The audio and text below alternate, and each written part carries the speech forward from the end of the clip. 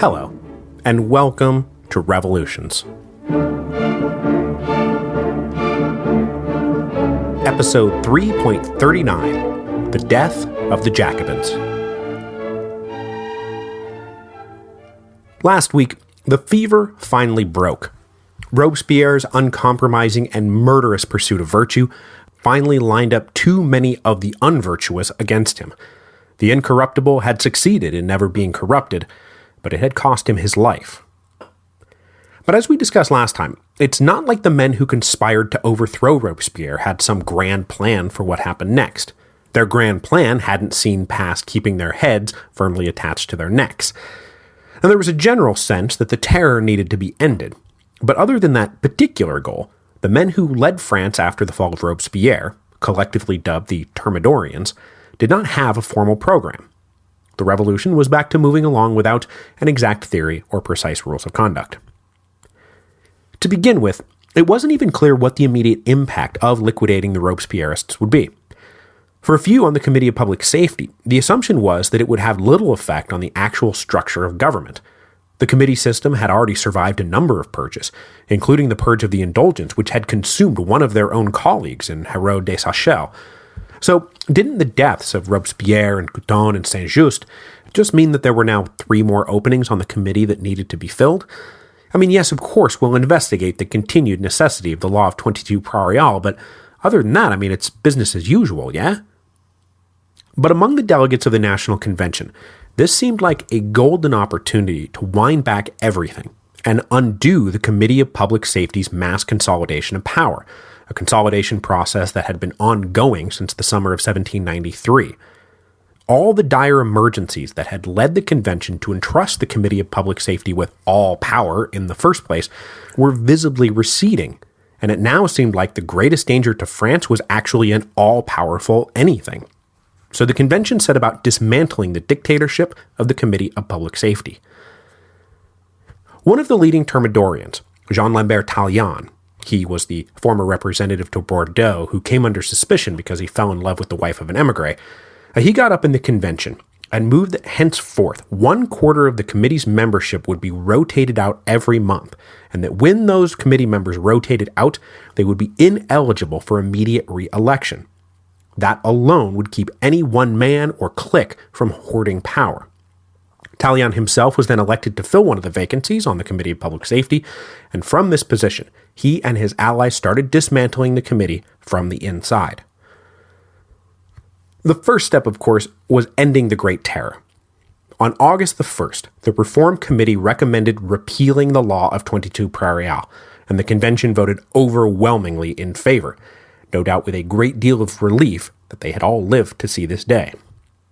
Then, to make sure that it stuck, on August the 10th, the convention reformed the Revolutionary Tribunal. Those complicit in the Great Terror were forced out and replaced with a cohort of far more reasonable men. These new leaders of the tribunal were instructed to convict defendants only if counter-revolutionary intent could be truly proved. This being nearly impossible unless you were a complete doofus about your plotting, the rate of conviction plummeted. In July, there had been 935 executions in Paris. In August, there were just 6. And for the rest of 1794, only 40 more people would be guillotined in the capital. The reign of terror was over. As the tribunal ceased to be the draconian murder machine it had been transformed into, the convention turned to the overcrowded prisons, wondering how many of those prisoners even needed to face the Reform Tribunal at all. With the law of 22 Prairial repealed, the vague denunciations that had landed most of the prisoners in jail were recognized as not being nearly enough to justify continuing to hold them. So the authorities started walking through the prisons and just kind of opening the doors. 3,500 men and women were released in the month of August alone. And eventually, one of the most famous prisoners released in all this was none other than our old friend Tom Paine. Arrested basically because most of his French friends had been Girondins, Paine was famously slated to be executed in July 1794 and only survived because Robespierre was killed before he was. Now, Paine would have to sit around until November 1794 before he was finally cleared and let go, but by then, the prisons were nearly empty. Out in the departments, this took a little while to disseminate, but when it did, it was greeted enthusiastically. Now, for the most part, the terror had already been transferred up to Paris, but a few exceptions had been made, particularly out in the West, where life was cheap and the Republic's vengeance boundless. So the last spurt of the terror took place over July and August in the departments, as just over 300 final victims were fed to Madame la Guillotine. But by September, every important department was given a new representative on mission, one forbidden to stay longer than 3 months, and one who had orders to dismantle the apparatus of the terror. Local revolutionary watch committees were closed down, and like in the capital, the prisons were emptied. With the threat of the terror lifting, all these ex-prisoners and their friends and neighbors and relatives got together and started talking very bitterly amongst themselves about what had just happened to all of them. And as we will see in the episodes to come, it will not take long for the persecuted to become the persecutors. In the midst of this drawback from the terror, Paris exuberantly celebrated the second anniversary of the insurrection of August the 10th. This was in marked contrast to another anniversary that had just come and gone virtually uncelebrated in the capital the month before. Because July the 14th, 1794 was the 5th anniversary of the fall of the Bastille. But under the shadow of the Great Terror, the day was far too associated with disgraced former revolutionaries like Lafayette, to say nothing of the overthrown king, for anyone to want to acknowledge July the 14th as anything special. A few fraternal banquets had been held, but those who partook did so at their own peril, as the Revolutionary Watch Committees took sinister note of anyone who participated. So, though there was little in the way of official pageantry to celebrate August the 10th, the people of Paris spontaneously came out to throw a citywide party. The private sword of Damocles that had been hanging over each of their heads had finally been cut down. The reign of terror was over. Let's have a drink. With the terror being dismantled, the convention then voted to reorganize its committees on August the 24th. The Committee of Public Safety was stripped of its omnipotence over the entire governmental apparatus. But it was not abolished completely. It retained its jurisdiction over war and foreign affairs, the two things everyone agreed it had been doing really super well. The rest of the committee's powers were distributed to 16 newly formed committees that would each have jurisdiction over this or that aspect of public policy. The Committee of General Security was also kept around as a national police bureau, but its powers were circumscribed, and its membership rotated just like that of the Committee of Public Safety. The General Administration of Law and Justice was then vested in the Legislative Committee, a committee that had been around as long as the other two, but had obviously atrophied into nothing since the summer of 1793. It was now vested with greater power and rose up to take its place alongside Public Safety and General Security as one of the main committees of the Thermidorian Convention. But none of those committees were anywhere close to all-powerful. But there was a limit to how far the convention was willing to go in all this.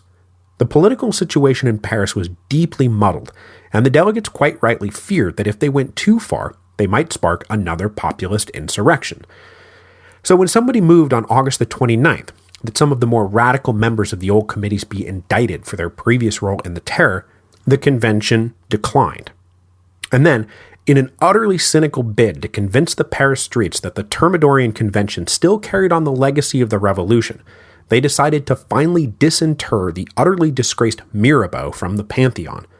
To replace him, they ordered the remains of Jean-Paul Marat dug up so that the friend of the people could be given pride of place in the Pantheon. So, yeah, you would have thought that it was in the immediate aftermath of Marat's assassination that he would have replaced Mirabeau in the Pantheon. I mean, that was, after all, when revolutionary populism was in full swing, and when the Committee of Public Safety and the Convention were really trying to co-opt the sans-culottes. But no, it is here, in the midst of the Thermidorian reaction, that Marat was moved. And this is also, by the by, when Rousseau was dug up and moved into the Pantheon. Both nakedly cynical bids to cover up the fact that the Convention was very much swinging to the right. But it's not like the left-wing populists and Jacobins couldn't see where this was all heading. Because by the beginning of September, something resembling a genuine political right-wing was emerging in Paris. A right-wing that was not immediately crushed. After 9 Thermidor, new newspapers began to enter the publishing market, and they advocated some pretty startlingly anti-revolutionary principles. And we're not talking about Desmoulins' not extreme enough leftism. I'm talking about open attacks on the sans-culotte rabble and their treacherous Jacobin masters. When the Jacobin Club protested to the convention and demanded the new papers be suppressed, Tallien stood up and quoted the Declaration of the Rights of Man.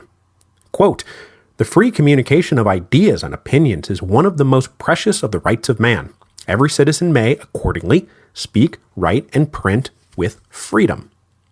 The convention not only refused to act, but the men calling for censorship were denounced as terrorists who wanted to go back to the days of indiscriminate bloodshed. Then into this newly conservative political atmosphere, a new brand of street fighter emerged, with the secret, and at times not so secret, encouragement of the leading Thermidorians. These were the Muscadins, and I'm going to use the conventional English pronunciation for that. This means literally the ones who wore musk perfume. They were also called the Gilded Youth, and as I personally like to call them, the Fightin' Dandies. They were quite literally the opposite of the sans-culotte. The Muscadins dressed in fancy clothes that all on their own would have made these young men targets for the Revolutionary Tribunal just a few months earlier. And indeed, many of them had been targeted by the Revolutionary Tribunal, and a huge core of their membership came from prisoners released after Thermidor. They were angry, bitter, and looking for revenge against the loathsome underclasses. So these angry, fancy young men would roam the streets of Paris, targeting anyone associated with the terror, and deliver unto them beatings with staffs and canes that the Muscadins laughingly referred to as their constitutions. By mid-September, there were somewhere between 2,000 and 3,000 Muscadin hooligans cracking skulls around Paris. Now, when these kids spontaneously appeared on the scene, their good work was openly applauded by a convention delegate, journalist, and former representative on mission named Louis-Marie Fréron. But Fréron was not satisfied with mere cheerleading, and in no time he was actively coordinating Muscadin activities. Now, Fréron himself had once been a radical Jacobin, exactly the kind of guy he was now directing his Gilded Youth to go beat the crap out of.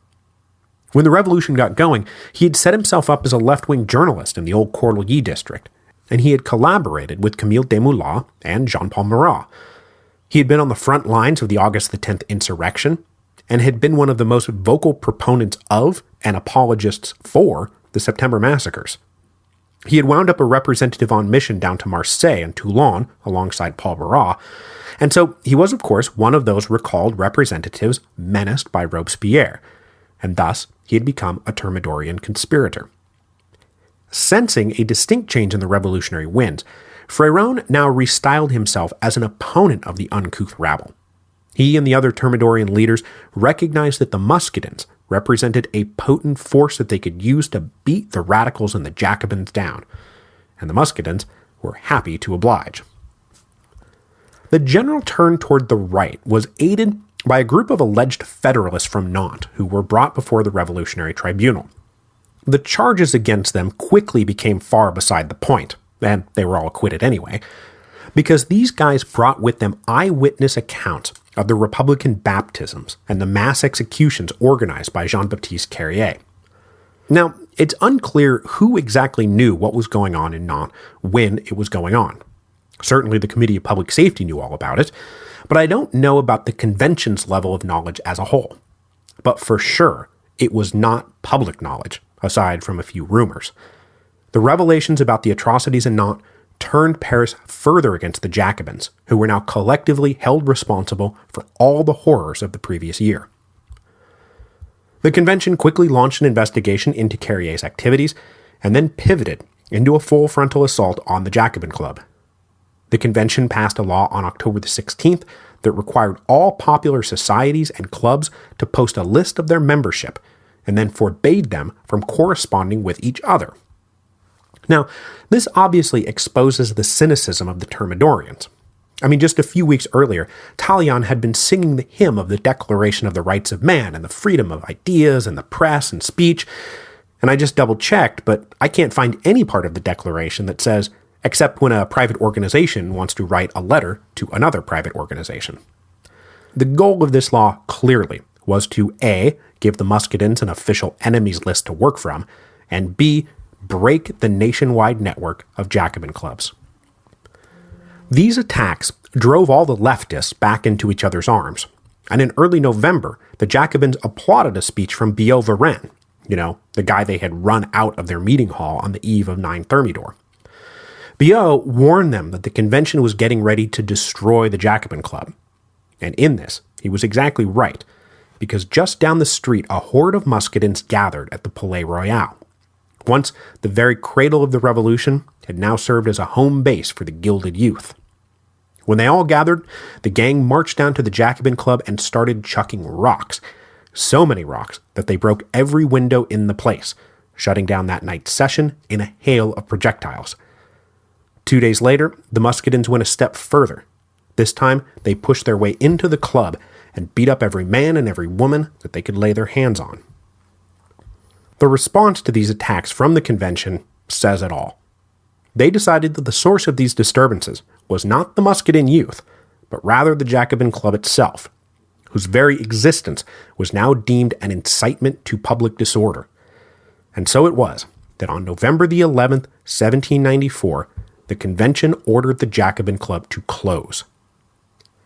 The roots of the Jacobin club trace back to the very, very beginning of the revolution, when it first took shape in Versailles as the Breton Club, organizing the Third Estate delegates who were unwilling to play nice with the nobility. Practically every single major revolutionary leader had, at one point or another, been a member, even if most of those leaders were later expelled for being reactionary pigs. It's where Barnave and Duport and Lamette and the Fouillats come from. It's where Brissot and the Girondins had come from.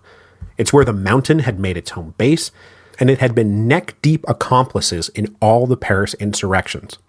It was unquestionably one of the most important institutions of the French Revolution, and through it all, its guiding light and beating heart, a very small, very calculating heart, but still beating, was Maximilien Robespierre, and the club to which he had dedicated his life was not able to survive his death. Now, this is not the end of Jacobinism, and as we will see, many of the former members of the Jacobin Club will continue to consort with each other, and will try from time to take a shot at returning to power. But they are now officially homeless, because the Jacobin Club is dead. So as I said last time, this week was going to be a shorter episode, so I'm going to leave it there for now. But we'll pick it up next time with a sweep across the frontier to trace the further advance of the French armies and the steady retreat of the Allies. It had taken 2 years, but Jacques-Pierre Brissot's prophecy that old Europe could not possibly withstand the might of the fully mobilized French nation was finally coming true.